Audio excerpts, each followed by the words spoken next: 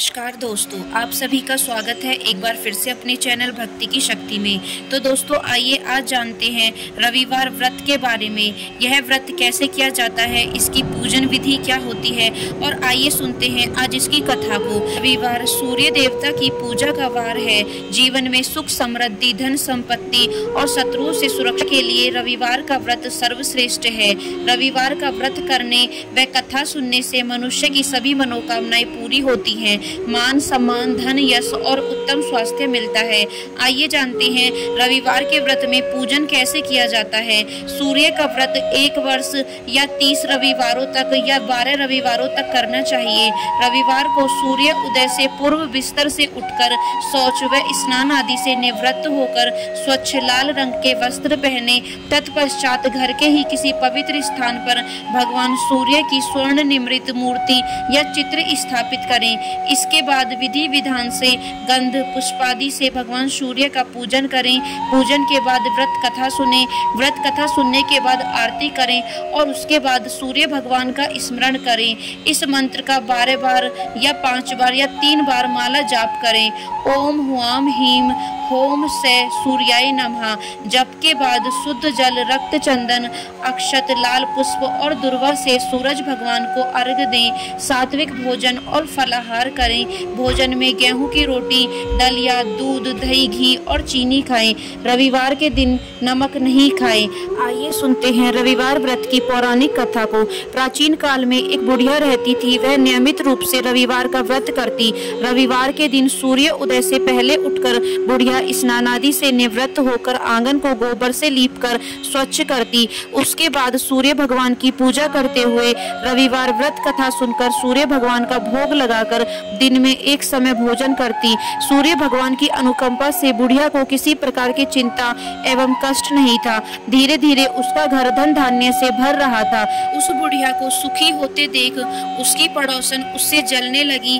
बुढ़िया ने कोई गाय नहीं पाल रखी थी, अतः वह अपने पड़ोसन के आंगन में बंधी गाय का गोबर लाती थी। पड़ोसन ने कुछ सोचकर अपनी गाय को घर के भीतर बांध दिया। रविवार को गोबर न मिलने से बुढ़िया अपना आंगन नहीं लीप सकी। आंगन न लीप पाने के कारण उस बुढ़िया ने सूर्य भगवान को भोग नहीं लगाया और इस दिन स्वयं भी भोजन नहीं किया। सूर्यास्त होने पर बुढ़िया भूखी प्यासी सो गई। प्रातः काल सूर्य उदय से पूर्व उस बुढ़िया की आंख खुली तो वह अपने घर के आंगन में सुंदर गाय और बछड़े को देखकर हैरान हो गई। गाय को आंगन में बांधकर उसने जल्दी से उसे चारा खिलाया। पड़ोसन ने उस बुढ़िया के आंगन में बंधी सुंदर गाय और बछड़े को देखा तो वह उससे और अधिक जलने लगी। तभी गाय ने सोने का गोबर किया। गोबर को देखते ही पड़ोसन की आंखें हट गई। पड़ोसन ने उस बुढ़िया को आसपास न पाकर तुरंत उस गोबर को उठाया और अपने घर ले गई तथा अपनी गाय का गोबर वहां रख आई। सोने के गोबर से पड़ोसन कुछ ही दिनों में धनवान हो गई। गाय प्रतिदिन सूर्य उदय से पूर्व सोने का गोबर किया करती थी और बुढ़िया के उठने से पहले पड़ोसन उस गोबर को उठाकर ले जाती थी। बहुत दिनों तक बुढ़िया को सोने के गोबर के बारे में कुछ पता ही नहीं चला। बुढ़िया पहले की तरह हर रविवार को भगवान सूर्य देव का व्रत करती रही और कथा सुनती रही। लेकिन सूर्य भगवान को जब पड़ोसन की चालाकी का पता चला तो उन्होंने तेज आंधी चलाई। आंधी का प्रकोप देखकर बुढ़िया ने गाय को घर के भीतर बांध दिया। सुबह उठकर बुढ़िया ने सोने का गोबर देखा तो उसे बहुत आश्चर्य हुआ।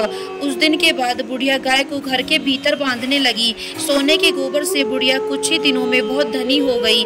उस बुढ़िया के धनी होने से पड़ोसन बुरी तरह जल भुनकर राख हो गई और उसने अपने पति को समझा बुझाकर उसे नगर के राजा के पास भेज दिया। सुंदर गाय को देखकर राजा बहुत खुश हुआ। सुबह जब राजा ने सोने का गोबर देखा तो उसके आश्चर्य का ठिकाना नहीं रहा। उधर सूर्य भगवान को भूखी प्यासी बुढ़िया को इस तरह प्रार्थना करते देख उस पर बहुत करुणा आई। उसी रात सूर्य भगवान ने राजा को स्वप्न में कहा, राजन, बुढ़िया की गाय और बछड़ा तुरंत लौटा दो, नहीं तो तुम पर विपत्तियों का पहाड़ टूट पड़ेगा, तुम्हारा महल नष्ट हो जाएगा। सूर्य भगवान के स्वप्न से बुरी तरह भयभीत राजा ने प्रातः उठते ही गाय और बछड़ा बुढ़िया को लौटा दिया। राजा ने बहुत सा धन देकर बुढ़िया से अपनी गलती के लिए क्षमा मांगी। राजा ने पड़ोसन और उसके पति को उनकी इस दुष्टता के लिए दंड दिया।